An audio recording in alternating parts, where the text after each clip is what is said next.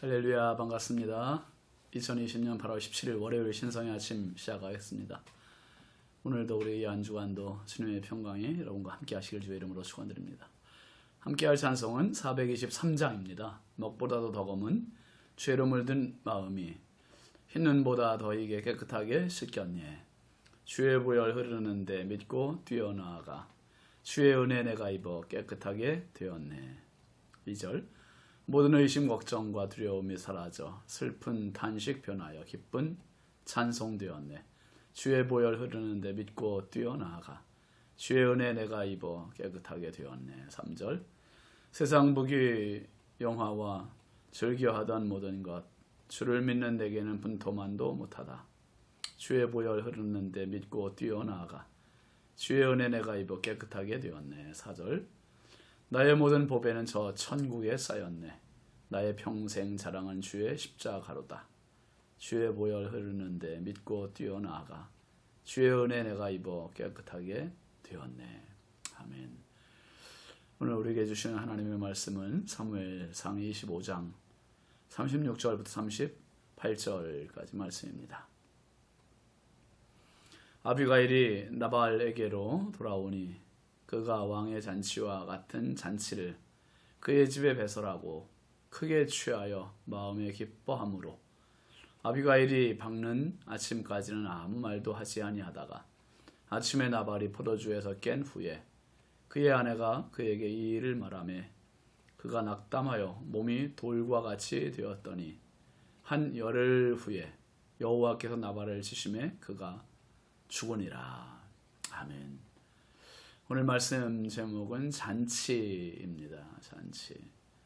여러분, 우리가 살아가면서 충격적인 소식을 접할 때 있지 않습니까? 충격적인 소식이 그냥 마음만 충격을 받는 것이 아닙니다.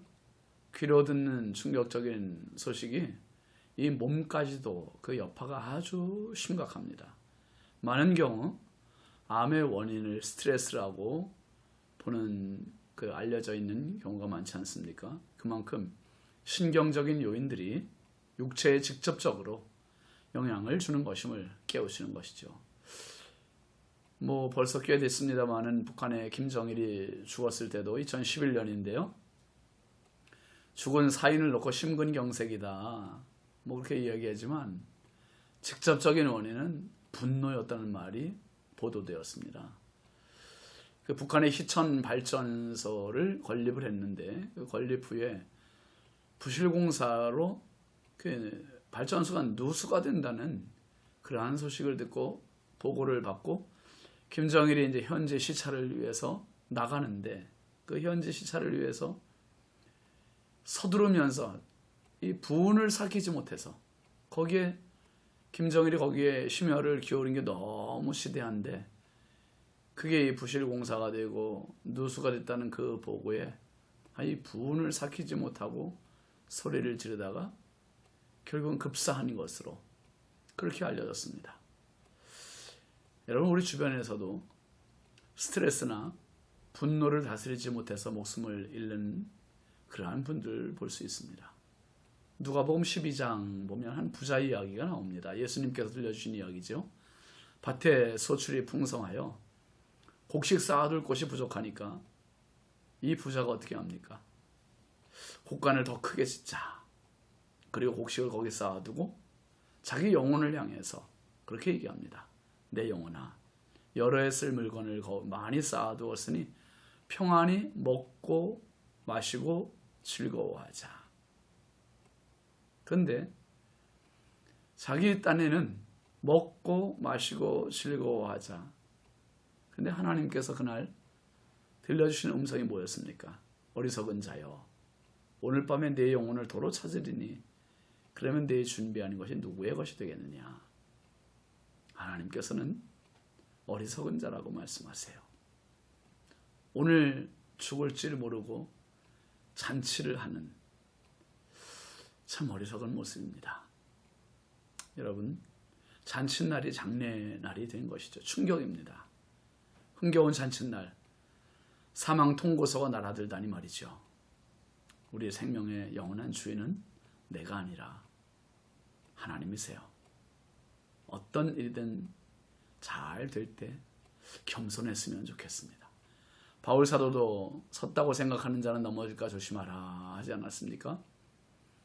나발의 오만이 하마터면 집안의 모든 남자를 죽일 뻔했습니다.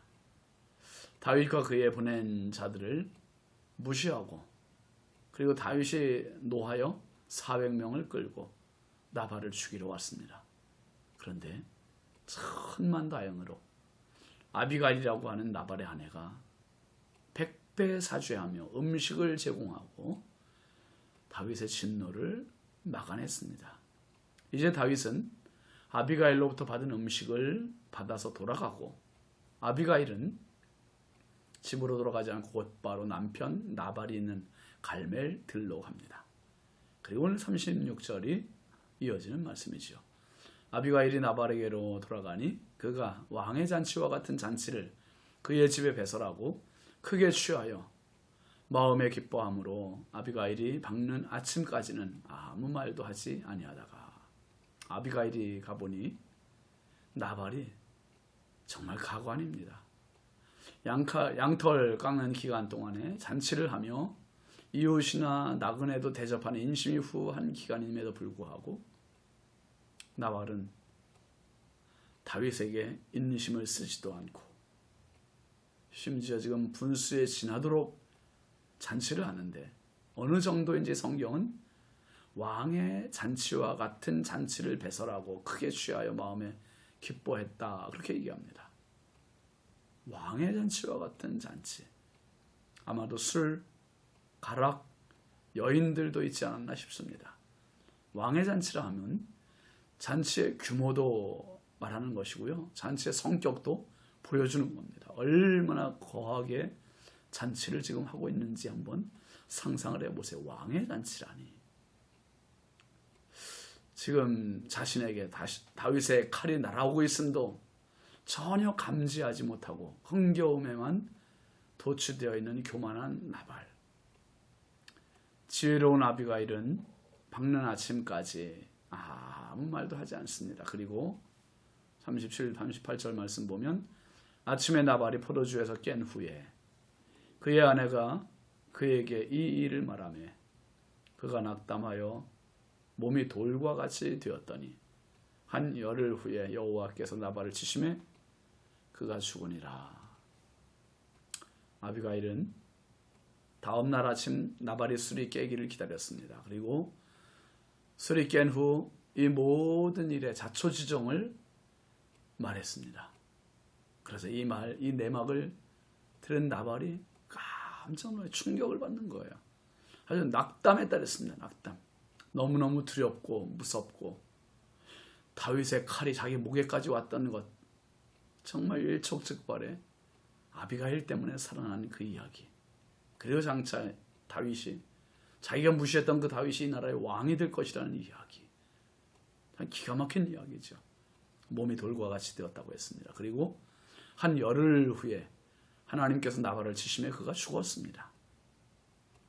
아내의 말을 들은 나발은 어마어마한 충격을 받은 것입니다.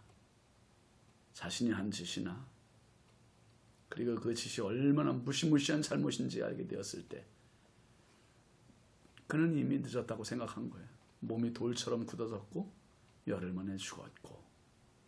여러분, 사람의 목숨이 긴 것 같아도요, 강한 것 같아도요, 잠깐 보이다가 없어지는 안개와 같다고 야고보서는 분명히 말했습니다. 착각하면 안 됩니다. 너무 초라하고 신랏 같은 게 우리의 생명입니다. 보잘것없습니다. 나발은 자기가 한 짓이 얼마나 오만하고 무지한 짓인지 깨우치고 있었을 것입니다. 그리고 자신을 향해 한탄했겠죠. 너무 두렵고 겁나는 일입니다. 누가복음 16장에 보면 부자와 거지 나사로 이야기가 나옵니다. 한 부자가 있어서 자색 옷과 고운 베옷을 입고 날마다 호화롭게 연락했다 그랬습니다. 즐겼다 그랬습니다. 얼마나 돈이 많으면 매일 잔치입니까? 그런데 그 집 대문 앞에서 구걸을 하는 사람이 있습니다. 심지어 이 구걸하는 사람은 주인의 상, 부자의 상에서 떨어지는 부스러기로 배를 채우려 하지만 개들이 그 거지의 헌대를 핥을 정도에 버려진 존재입니다. 그런데 부자와 거지 나사로가 같은 날 죽습니다. 아무리 잘 먹고 매일 잔치해도 죽어요. 아무리 초라한 거지도 죽습니다. 부자는 죽어 음부에 떨어지고 거지는 아브라함의 품에 안깁니다. 부자는 아브라함 품에 안긴 거지를 향해 손가락을 속에 물을 찍어 자기의 혀를 서늘하게 해달라는 부탁과 간청을 아브라함에게 합니다. 그런데 그마저도 거절되지 않습니까? 이미 늦은 겁니다. 나발도 자신이 뉘우치기에 너무 늦었다고 판단된 것입니다. 그 충격이 자기 몸을 이겨내지 못하게 지탱하지도 너무 버거워 결국 죽고 말았습니다. 잔치를 하다 죽은 인생, 그가 나발입니다. 에스더서에 나오는 하만, 페르시아의 2인자, 그도 마찬가지입니다. 에스더의 잔치에 초대받은 것에 대해 자기가 이 나라의 2인자라는 오만함으로 잔치 자리에 왕과 함께 나가지만 그 자리가 죽음의 자리가 될 줄은 꿈에도 생각을 못합니다. 교만은 패망의 선봉이고 거만한 마음은 넘어짐의 앞잡이라고 잠언 16장 18절 말씀에서 말했습니다. 교만하면 내가 잔치하는 시간이 죽음의 자리가 될 수 있습니다. 겸손할 때 잔치가 바른 잔치가 될 수 있습니다. 예수님은 우리에게 바른 잔치를 알려주셨습니다. 그건 바로 성찬식입니다. 성찬식. 성찬식이야말로 예수님 이전 1500년 때부터 시작되었던 유월절이 마무리가 되는 시점이고 예수님이 새롭게 지정해 주신 잔치의 일식입니다. 주님의 살, 주님의 피를 먹고 마시는 성찬식이 영원한 하늘잔치의 예행 연습입니다. 우리는 자신이 잔치의 주인공 되는 때가 참 많습니다. 돌잔치, 생일잔치, 결혼잔치, 회갑, 환갑잔치, 칠순잔치, 수도 없는 잔치들을 평생 하면서 살아요. 그런데요, 어떤 잔치든 내가 잔치의 주인은 아니에요. 하나님께서 주인이시고 언제나 그 잔치 때 하나님의 은혜 감사하는 그런 감사 예배가 있어야 하는 것입니다. 욥은 아들들이 생일 잔치를 하고 나면 꼭 잔치가 끝난 뒤에 아들들을 불러다가 성결하게 하고 아침에 일어나서 그들의 명수대로 하나님께 번제를 드렸습니다. 왜냐하면 혹시 잔치하다가 죄를 범하지 않았을까 하는 노파심에서 두려운 마음에 그랬습니다. 우리 성도에게 이런 자세가 필요하지 않습니까? 잔치의 주인공은 내가 아니에요. 언제나 하나님께서 주인 되셔야 합니다. 교만하다가 잔치하다가 망한 나발, 잔치하다가 망한 하만, 잔치하다가 망한 누가복음 12장 그리고 16장에 나오는 부자들. 여러분, 언제나 하나님 주신 인생은 잔치의 인생입니다. 그런데 거기에 하나님이 빠져버리면 그것은 죽음의 잔치의 장례식입니다. 평생 살면서 하나님의 은혜 안에서 가장 행복한 잔치하다가 영원한 완성된 잔치 천국까지 입성하는 저와 여러분의 삶이 되시길 주의 이름으로 축원합니다. 기도합시다.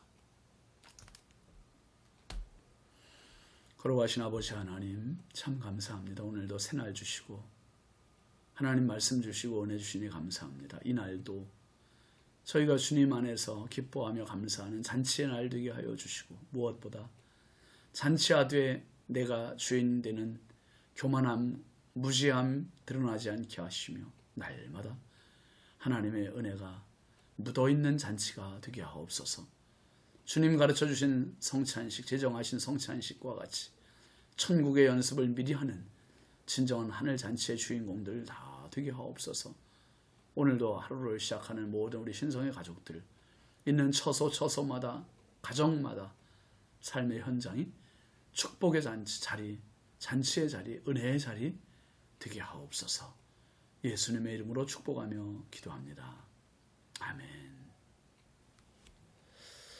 오늘도 주님과 함께 이 은혜의 하루 마음껏 행복하십시오. 감사합니다.